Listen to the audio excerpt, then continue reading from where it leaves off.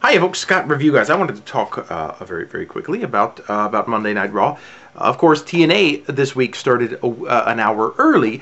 Was it just me and my cable provider, or were there a lot of really screwy, a lot of weird things? It seems like there were commercial breaks that came too early. It just seemed like there were some really weird technical difficulties where the show kept being cut short time and time. Did anybody? It seemed like that happened during the first hour. Then it seemed like at the very end of their show, there were some more problems. Anyway, I do have to say one good thing about TNA that I've noticed, and we'll move on because nobody really cares about them. I feel like one thing they have been doing well is they've been crafting or creating these moments where, you know, like when they shaved Eric Bischoff's head, where Ric Flair got slammed through that floor thingy, and so it kind of feels like they're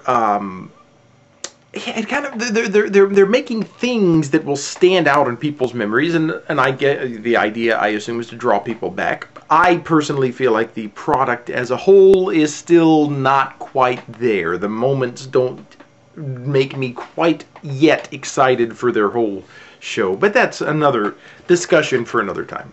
Let's talk about Monday Night Raw, because that's what the kids really love. That's all people really care about. A satisfying Raw. Interesting that they would have the NXT rookie David Otunga. I still feel like they could have done more with him, but I think that every week about every guest host. But next week, I think they'll do it next week. They'll get it right with David Hasselhoff. Hopefully he'll be singing. Hopefully. And in German. Those are my... But this week, interesting things happened. A lot of interesting things were teased, which were not followed through with, but were still interesting enough to make me excited. Swagger comes out. He says he's going to go to SmackDown because nobody can compete with him on Raw. Out comes John Cena. And John Cena says, I can compete with you on Raw. I will face you tonight. And I will make you tap out. And I am so sure I can beat you. I will put my belt, my championship, up. Which is very interesting. The idea that we could have a new undisputed champion at the end of the night tonight. That was a very exciting idea, but Swagger wasn't so interested. But before he could officially decline, out comes Orton. Orton says, I think, Swagger, I think... I can't do Orton's voice. I'll have to think about it. He says, I think Swagger wants to face me because I beat him last week, so... And then out comes Show Miz, who says, we are really the stars of the show. And again, a very bad miss. I'm gonna really, but then out comes Otunga, who says, I'm the guest host, and people like Otunga. Now, he is getting a favorable reaction. He's an arrogant jerk, though. Why don't these people know? You don't like an arrogant jerk. Floyd Mayweather. Look what happened to Floyd Money Mayweather. So anyway, where was Otunga says Swagger is going to face Orton, and then he says Big Show, pardon me, is going to face. I'm sorry, Show Miz is going to face Cena and his partner. Wait for it, Batista. And so, that's an interesting concept in and of itself. We're all excited. The show moves on. Okay, match number 2: Kofi versus Sheamus. Kofi Kingston versus Sheamus. This is probably the first time I've seen Sheamus really look good and really win cleanly since a long time ago. Maybe it's definitely before his championship days. But I thought it was going to be a squash match. I thought Kofi was going to get squashed, but it didn't happen. Kofi kind of made a little, got some offense in. Or defense, or offense. And finally, though, Sheamus wins. Now, did they stop calling that move the Celtic Cross? Because it seems like they called it the Celtic Cross. They made Finlay change the name of his Celtic Cross to the Rolling Hills, and now they don't use the name Celtic Cross anymore. Am I crazy, or did I think I'm right. Anyway, so after Sheamus gets the clean win, he reaches under the ring, pulls out his length of pipe. There we go. Pow! He hits the Kofi with the pipe. Then out comes... Oh, and he makes some kind of... What did he say? He said that he was very incoherent.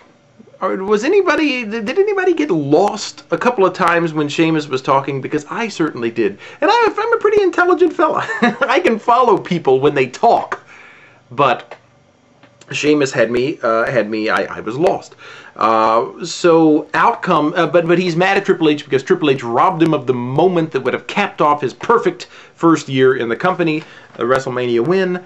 Out comes Triple H, and he gets out the hammer, and so the hammer versus the pipe, and then the hammer chases the pipe out of the thing. So that's just how that tends to work out. So Triple H comes out on top this time, but again, it could very well be setting up for an Extreme Rules loss by Triple H so that Sheamus can, I mean, as I've said many times, we don't have to go into it anymore, what I think about Sheamus, but he really does need a good, honest victory for the next phase of his career to have any meaning.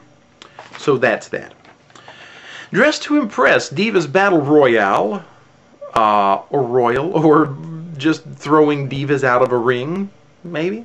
Do they have a name for that? And Maryse is on commentary, and she has obviously prepared a one-liner for every diva as she enters. I found it unusual. She couldn't be understood, and so Cole and Jerry Lawler were having to repeat all of her jokes. She's whiter than Sheamus. Did you say she's whiter than Sheamus? And then she says, I think she shops at Goodwill. Did you say she shops at Goodwill? That struck me as funny. That she just can't talk. Eve won. Now, Eve, I'm liking Eve a lot. I think Eve just has a quality about her that is... I like Eve. Show Miz versus Cena Batista. Batista refuses to tag in, walks up the ramp, Cena pounds on him, gets counted out in the process, and so it looks like all hope is lost for the good people of the world, till Otunga comes out and says, not so fast, Show Miz. You still have to defend your titles later tonight, and you will do it in a match against John Cena and his partner, me, David Otunga. Again, interesting things being set up. We'll talk about it in a second. DiBiase versus Christian, a rematch from last week. DiBiase has apparently been bought off by his father. His dad has given him the $1 million championship belt.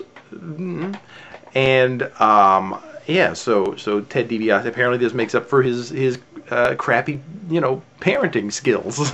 Which gives hope to all the crappy fathers out there, not that, and so I thought it was a good match, good back and forth. Finally, a lot of near falls, but then finally, Teddy gets the win.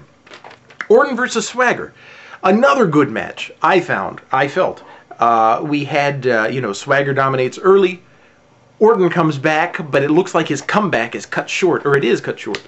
And Swagger looks like he's going to take it all. Then a gut-wrench powerbomb is turned into an RKO magically, and bada bing, bada boom, Orton wins. Somebody made the comment, and I wish I remembered all of the names of the people who make these comments that I like so much. Somebody made the comment on my Jack Swagger video that that the winner of the Money in the Bank match, when they cash it in, their reigns last 1 month, between 1 and 3 months. I will try to find that information and put it in the sidebar, in the comment, wherever that box is now that YouTube has screwed itself up again. I just don't, why do they do this, really? It's not that I'm afraid of change, I'm just afraid of bad change. People, do you understand me when I say that? So anyway, yeah, so I'm hoping that this loss to Orton, I kind of thought this would have been the chance for Swagger to get a good win, kind of like I say Sheamus needs. So hopefully this isn't a sign that he's going to have another baby championship, but even if he does, maybe it could lead to something in the future. Anyway, Sheamus versus Cena Otunga. Now here's what's interesting, and Cole and Lawler pointed it out beautifully. If Otunga wins, what does that mean for NXT? For his, you know, for the dynamic between him and the other rookies and the other pros. I mean, if he's a unified tag team champion. Very exciting concept, but obviously didn't have to work out. Didn't have to be explored further, except in our imaginations. So that's why I said a lot of there were some teases, some setups for some interesting possibilities. None of them really came to fruition. But Cena gets beaten badly, goes to tag into Otunga. Otunga finally proves himself to be the heel that he is. Steps back, doesn't tag Cena in. Cena gets knocked out. Batista comes in, Batista bombs him, and announces a last man standing match at Extreme Rules, where Batista will get his rematch. Exciting night, excitement all around. That's all I've got. That's all I'm going to do for now, because it's very late at night. And we'll talk to you all very soon, and adios.